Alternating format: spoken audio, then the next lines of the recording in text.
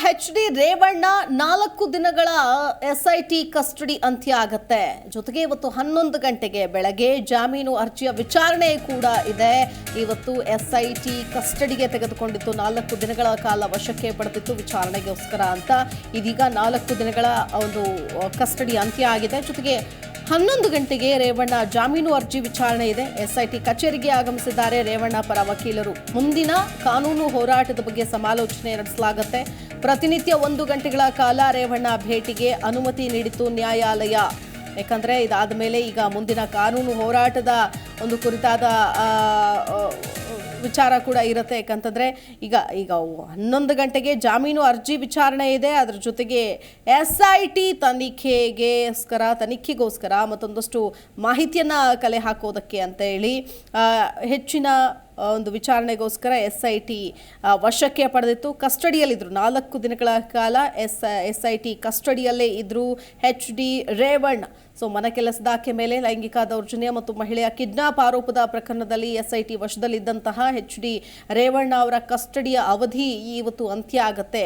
ಹಾಗಾಗಿ ಅದರ ಜೊತೆಗೆ ಇವರು ನ್ಯಾಯಾಲಯಕ್ಕೆ ಅರ್ಜಿ ಅಂದರೆ ಜಾಮೀನು ಕೋರಿ ಅರ್ಜಿಯನ್ನು ಕೂಡ ಸಲ್ಲಿಸಿದ್ದಾರೆ. ಅದರ ವಿಚಾರಣೆ ಕೂಡ ಇನ್ನೇನು ಕೆಲವೇ ಹೊತ್ತಿನಲ್ಲಿ ಆರಂಭ ಆಗತ್ತೆ. ಇಲ್ಲಿ ಏನಾಗುತ್ತೆ ಅನ್ನೋದನ್ನ ನೋಡಬೇಕಾಗತ್ತೆ. ಯಾಕಂತಂದ್ರೆ ಈ ದೌರ್ಜನ್ಯ ಪ್ರಕರಣದಲ್ಲಿ A1 ಆರೋಪಿಯಾಗಿದ್ದಾರೆ HD ರೇವಣ್ಣ.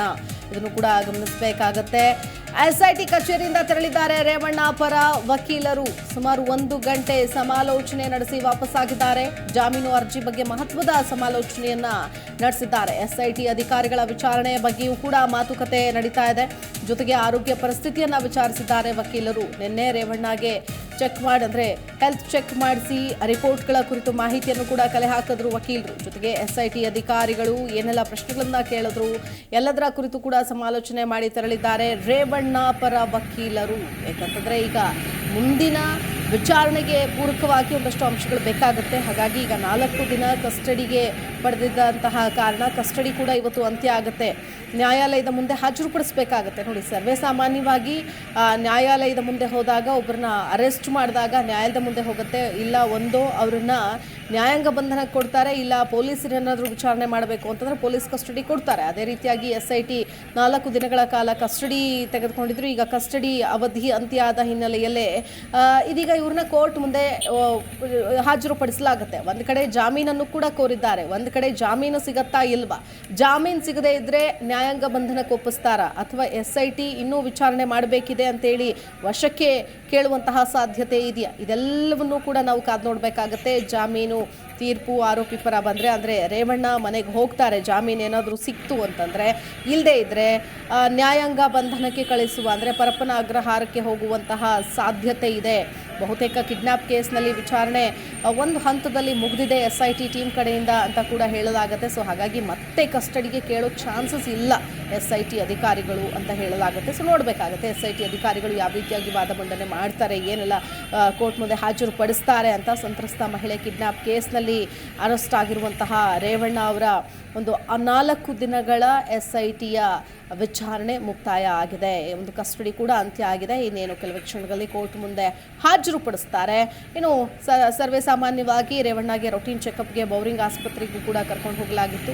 ಆದರೆ ಒಂದಿಷ್ಟು ಆರೋಗ್ಯ ಸಮಸ್ಯೆ ಇದೆ ಅನ್ನೋ ಕಾರಣ ಕೂಡ ಕೊಡಲಾಗಿತ್ತು. ಸೊ ಹಾಗಾಗಿ ಆಸ್ಪತ್ರೆಗೆ ದಾಖಲಿಸಿ ಒಂದಷ್ಟು ಪ್ರಾಥಮಿಕ ಚಿಕಿತ್ಸೆಯನ್ನು ಕೂಡ ಕೊಡಿಸಿದ್ದಾರೆ ಅಂತ ಹೇಳಲಾಗುತ್ತೆ.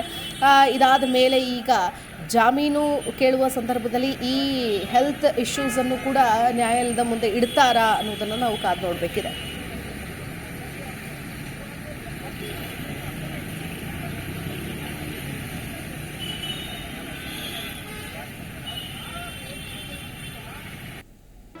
ಜಿ ಕನ್ನಡ ನ್ಯೂಸ್ ಈಗ ನಿಮ್ಮ ಮನೆಯಲ್ಲೇ ನೋಡಿ.